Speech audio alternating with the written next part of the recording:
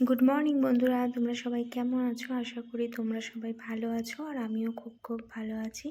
তো আমি কবিতা নিয়ে চলে এলাম একটা নতুন ভিডিও। আর আজকে শুরু করছি দেখো একদম সকাল থেকে। সকাল বলতে 7:30 বাজে। তো তখন আমি ছাদে গেছিলাম, 7:30 না 8টা বাজে। তখন আমি ছাদে গেছিলাম। তো ছাদে গিয়ে দেখো সকালটা, আর আমাদের এখান থেকে সেরকম খুব একটা আকাশ দেখা যায় না, আগেও বলেছি। তো বাড়িঘর প্রচুর আছে। তো যাই হোক, সকালবেলা ওখানে ছাদে একটু ভিডিও করে তারপরে নিচে চলে এলাম। দেখতেই পেলে ডিম সেদ্ধ, আর ওদিকে ডালিয়া হয়ে গেছিলো, দুটো ডিম সেদ্ধ বসিয়ে দিয়েছি। তারপরে আমি চলে এলাম এখানে জামা কাপড় ভেজাতে। তো জামা কাপড়গুলো দেখো ভিজিয়ে নিয়েছি, বেশি ছিল না, কয়েকটাই ছিল। তো জামা কাপড়গুলো ভিজিয়ে নিয়ে এবার কেচে নিচ্ছি। আর এখানে রেগুলার জামা কাপড়, যেমন এগুলো মানে সবসময় যেগুলো আমরা পরি সেগুলো, এখানে তেমন কিছু জামা কাপড় ছিল না। আর আমি রোজের জামা কাপড় রোজ ধুই। এতে কি বলো তো, এতে নোংরাটাও কম হয়, আর তাড়াতাড়ি হয়েও যায় সব কিছু। তো জামা কাপড়গুলো দেখো কেচে নিয়েছি, এবার ধুয়েও নিয়েছি, ধোয়া হয়ে গেছে। আর কিছুটা ধুতেই জল চলে গেছে। তো দেখো জামা কাপড় ওখানে ধোয়া হয়ে গেছিলো। তারপরে চলে এলাম এখানে সোফার এখানটা, মানে ঘরটা একটু গোছাতে। তো ঘর মোটামুটি পরিষ্কার ছিল। আগেই বলি জেঠিমা আমাদের করে দিয়ে যায় সকালবেলা, রোজই বলি এটা আমি। আর এখানে আমি সোফাটা গুছিয়ে নিচ্ছি। আর সোফার ওপরে এই যে পাশে এগুলো সব শীতের জামা কাপড়। তো শীতের জামা কাপড় যেন একটু এক্সট্রা হয়, তো যেখানে মানে এগুলো রাখা হয়, রাখার জায়গা পাওয়া যায় না। একবার চেয়ারে রাখি, একবার চেয়ার থেকে আবার সরিয়ে সোফায়, আবার সোফা থেকে সরিয়ে চেয়ারে। তো যাই হোক, আমি সোফাটা এভাবে গুছিয়ে নিই।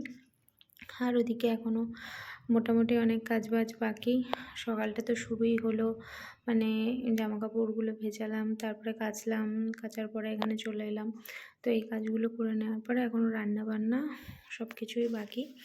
আর তোমাদের দাদা যাবে বাজারে। তো বাজার থেকে দেখি কি বাজার আনে, তারপরে সেই বুঝে রান্না হবে। তো এখানে দেখো এই কার্পেটটা নতুন, আগে একটা ছিল, ওটাও আছে, ওটা ধুয়ে রেখে দিয়েছি। আর এই কার্পেটটা পেতেছি। আর এই কুশন কভারগুলো আমি মিশো থেকে নিয়েছিলাম, খুব ভালো, খুব সুন্দর দেখতে।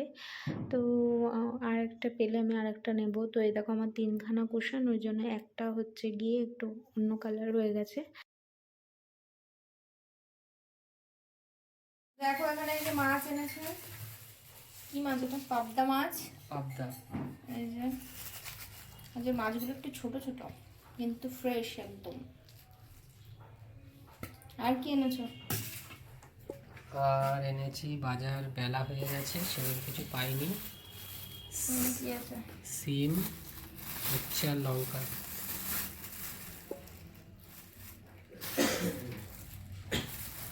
আজকে ওয়েদারটা একটু এখন বাজে 2টো, আর আমার স্নান করা হয়ে গেছে। তো চলো এবার শেয়ার করব তোমাদের সাথে আজকে কি রান্না করলাম, কারণ রান্নাটা আজকে দেখানো হয়নি।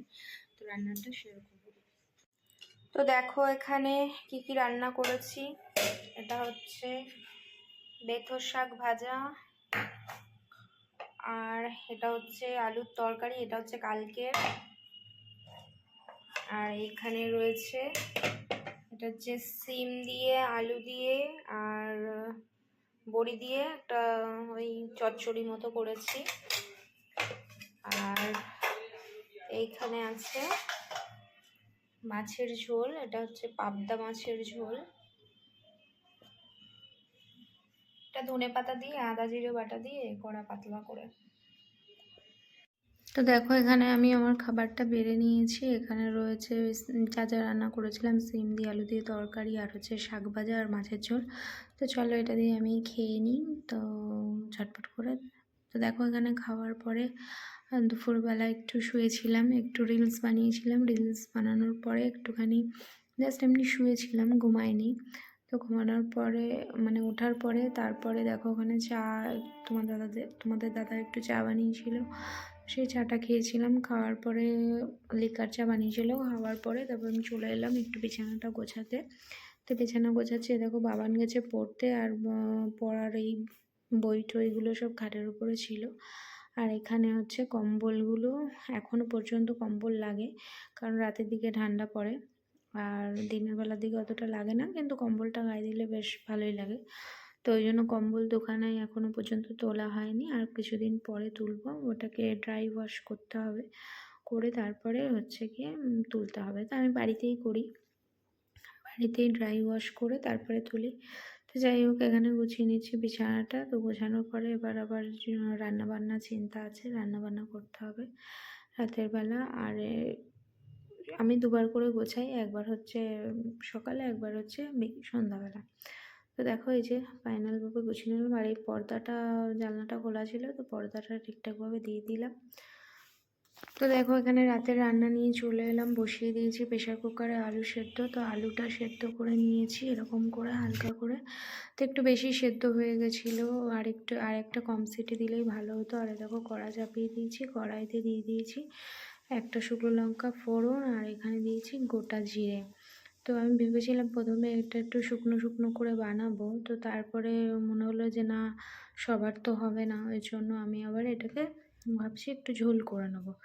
তো এখানে দেখো শুকনো লঙ্কা আর জিরেটা দিয়েছি। তো এটা হচ্ছে একটু ভাজা ভাজা হয়ে যাবে, তারপর আমি দিয়ে দেবো আলুগুলো। তো আলুগুলো দিয়ে সিম্পলভাবে একটু তরকারি করব, আর একটু ভেবেছি পরোটা করব। তো এখানে দেখো এটা গরম হয়ে গেছে, তো আলুগুলো দিয়ে দিয়েছি আমি, নুন হলুদ আর হচ্ছে দিয়েছি কাঁচা লঙ্কা কয়েকটা কুচি।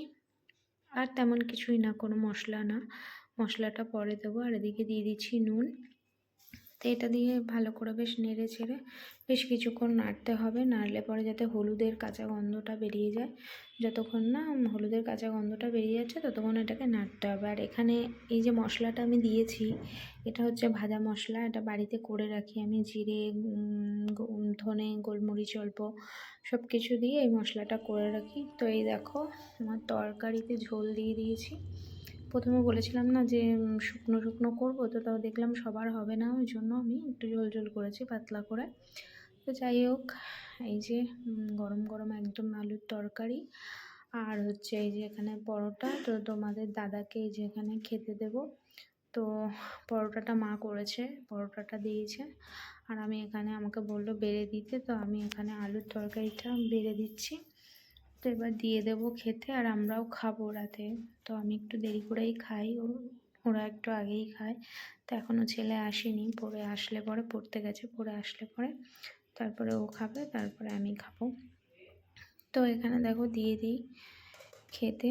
তো কালারটা কেমন হয়েছে, তরকারির কালারটা তো খুব সুন্দর হয়েছে। আর দেখো এদিকে মা এখনও পরোটা বেলছে, আর আমি এদিকে ভাজছি। তো আমি ভাজতে ভাজতেই হচ্ছে গিয়ে এখানে রাতের খাওয়া দাওয়া হয়ে গেছে, দেখালাম না খাওয়ানোটা। তো যাই হোক, খাওয়া দাওয়া হয়ে গেছে। রাতে ছিল পরোটা আর আলুর তরকারি, যেটা তো দেখালাম। তো এবার চলে এসছি এখানে, বিছানা করব, করে একটু ফ্রেশ হব, হয়ে তারপর শুয়ে পড়বো। তো চলো, এই যে বাবা এখানে। রোজের মতো আজকেও আমাকে ভিডিওটা শেষ করতে হচ্ছে। আশা করি ব্লগটা ভালো লেগে থাকলে লাইক শেয়ার সাবস্ক্রাইব করে দেবে। Thanks for watching.